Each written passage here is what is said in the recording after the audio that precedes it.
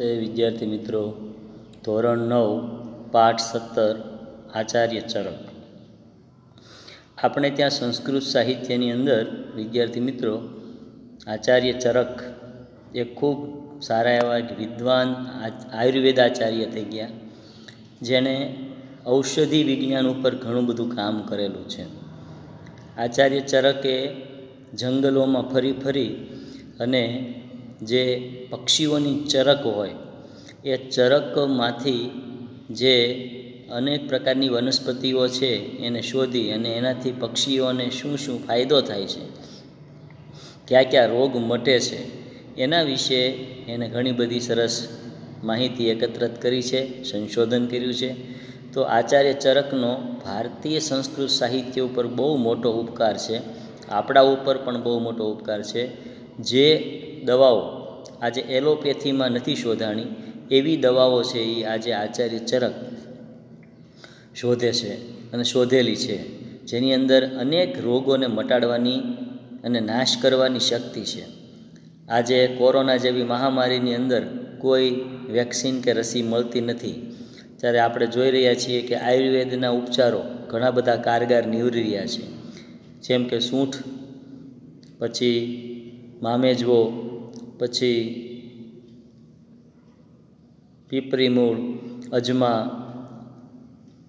ફુદીનો, આદુ, હળદર, આ બધા છે એ આપણા ઘરગથ્થુ જુદા જુદા રોગોને મટાડવાના ઉપચારો માટેના ઔષધિઓ છે, જે આપણે વ્યવહારુ જીવનમાં એનો ઉપયોગ કરતા હોઈએ છીએ. એને કારણે આપણને અનેક પ્રકારના રોગોથી બચી શકતા હોઈએ છીએ.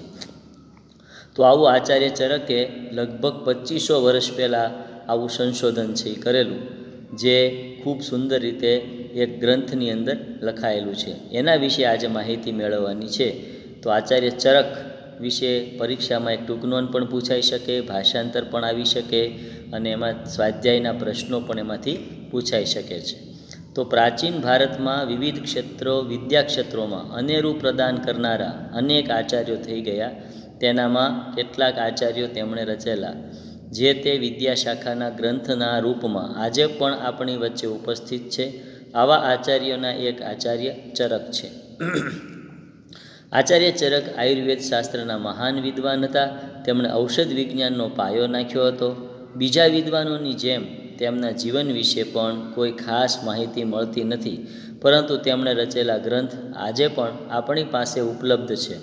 સંસ્કૃત ભાષામાં લખાયેલા આ ગ્રંથનું નામ ચરક સંહિતા છે.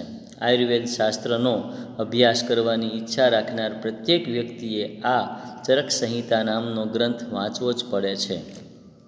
પ્રસ્તુત પાઠમાં આયુર્વેદ શાસ્ત્રના આ સુપ્રસિદ્ધ વિદ્વાનોનો પરિચય મેળવવાનો છે, જે સાથે તેમનો એક ઉપદેશ પણ સંગ્રહ કરવા જેવો છે. રોગવિહીન શરીર એ સૌથી મૂલ્યવાન ધન છે, એટલે પ્રત્યેક વ્યક્તિએ પોતે કેવી રીતે રોગરહિત રહી શકે છે તે પણ જાણી લેવું જોઈએ. આ માટે મહત્ત્વની જાણકારી આ પાઠમાં માધ્યમથી આપણે મેળવી શકીએ છીએ. તો વિદ્યાર્થી મિત્રો, આપણે પાઠના ભાષાંતર વિશે જાણકારી મેળવીએ. ચરક નામના પ્રસિદ્ધ આચાર્ય ખ્રિસ્તસ્ય પ્રથમ શતાબ્દ્યામ આયુર્વેદસ્ય મહાન પંડિત. ચરક નામના પ્રસિદ્ધ આચાર્ય ખ્રિસ્તસ્ય એટલે ઈસવીસનની પૂર્વે પ્રથમ શતાબ્દ્યામ પહેલી સદીના આયુર્વેદસ્ય એટલે આયુર્વેદના મહાન પંડિત થઈ ગયા. ચરક નામના પ્રસિદ્ધ આચાર્ય ઈસવીસન પૂર્વે પ્રથમ શતાબ્દીમાં આયુર્વેદના મહાન પંડિત થઈ ગયા. સહ કનિષ્ક નૃપતે રાજવૈદ્ય આસિત. તે કનિષ્ક નામના રાજાના રાજવૈદ્ય હતા. અસ્ય આચાર્ય, આ આચાર્ય ચરક સંહિતા નામકમ સુપ્રસિદ્ધ ગ્રંથમ વર્તતે. તે આચાર્ય ચરક સંહિતા નામનું સુપ્રસિદ્ધ ગ્રંથ એણે બનાવેલો છે. આયુર્વેદસ્ય પ્રાચીનમેષુ વિશ્વવિખ્યાતેષુ ગ્રંથેષુ યસ્ય ગણનામ ભવતી. આયુર્વેદના પ્રાચીનતમ વિશ્વવિખ્યાત ગ્રંથોમાં આ ગ્રંથની ગણતરી થાય છે. અસ્મિન ગ્રંથે સૂત્રસ્થાનમ, આ ગ્રંથમાં સૂત્રસ્થાનમ એટલે દોરાથી ચિકિત્સા પદ્ધતિ થાય એને સૂત્ર સ્થાનમ કહેવાય. નિદાન સ્થાનમ, વિમાન સ્થાનમ, શારીરિક સ્થાનમ, ઇન્દ્રિય સ્થાનમ, ચિકિત્સા સ્થાનમ, કલ્પસ્થાનમ, સિદ્ધિસ્થાનમ ચેતી અષ્ટો પ્રકરણાની સંતિ. આ ગ્રંથમાં સૂત્રસ્થાન, નિદાન સ્થાન, વિમાન સ્થાન, શરીર સ્થાન, ઇન્દ્રિય સ્થાન, ચિકિત્સા સ્થાન, કલ્પસ્થાન, સિદ્ધિસ્થાન એવા 8 પ્રકરણો છે. એતેષુ સર્વેષુ પ્રકરણેષુ આ બધા જ પ્રકરણોમાં સંમિલિત્ય મળીને 271 અધ્યાયા સંતિ. આ બધા પ્રકરણો મળીને 120 જેટલા અધ્યાયો છે. અસ્ય ગ્રંથસ્ય પ્રમાણમ આ ગ્રંથનું પ્રમાણ 12,000 શ્લોકાત્મકમ વર્તતે. આ ગ્રંથનું પ્રમાણ 12 એટલે 12,000 શ્લોકમાં છે. અત્ર પ્રાય સહસ્રદ્વયમ ઔષધ પ્રયોગાનામ વિસ્તૃતમ વ્યાખ્યાનમ અસ્તિ. આ હંમેશા સહસ્રદ્વયમ એટલે 2,000 જેટલા શ્લોકોનું અનુવાદ ઔષધ પ્રયોગોમાં વિસ્તૃત રીતે વ્યાખ્યાયિત થયો છે.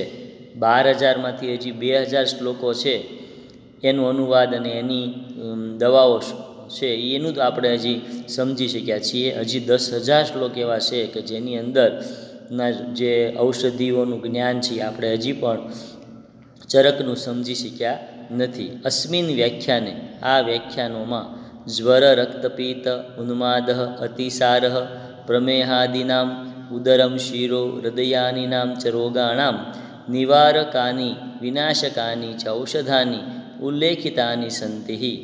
અસ્મિન વ્યાખ્યાન એટલે આ વ્યાખ્યાનોમાં જ્વર એટલે તાવ, રક્તપીત, ગાંડપણ, ઝાડા, ડાયાબિટીસ, પેટના રોગો, માથાના રોગો અને હૃદયના રોગોનું નિવારણ અને વિનાશ એટલે કે એને મટી જાય તેવી ઔષધિઓનો ઉલ્લેખ છે.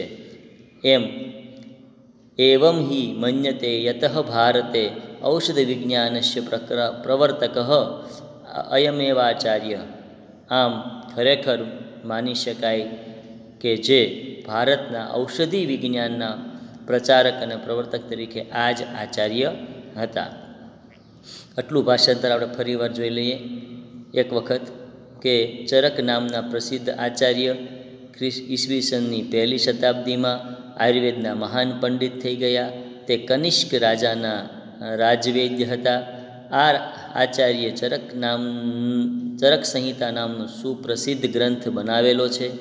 આયુર્વેદના પ્રાચીન વિશ્વવિખ્યાત વિદ્યાલયોમાં આ ગ્રંથની ગણતરી થાય છે. આ ગ્રંથમાં સૂત્રસ્થાન, નિદાન સ્થાન, વિમાન સ્થાન, શરીર સ્થાન, ઇન્દ્રિય સ્થાન, ચિકિત્સા સ્થાન, કલ્પસ્થાન, સિદ્ધિસ્થાન વગેરે 8 પ્રકરણો છે. આ બધા જ પ્રકરણોમાં મળીને 120 જેટલા અધ્યાયો છે. આ ગ્રંથનું પ્રમાણ 12,000 શ્લોક જેટલું છે. તેમાં 2,000 જેટલા ઔષધિઓનો પ્રયોગ વિસ્તૃત રીતે વ્યાખ્યાયિત થયેલો છે. આ વ્યાખ્યાનોમાં તાવ, રક્તપિત્ત, ઉન્માદ એટલે કે ગાંડપણ, ઝાડા, ડાયાબિટીસ, પેટના રોગ, માથાના રોગ, હૃદયના રોગનું નિવારણ અને તેને વિનાશ કરવા માટેની ઔષધિઓનો ઉલ્લેખ છે.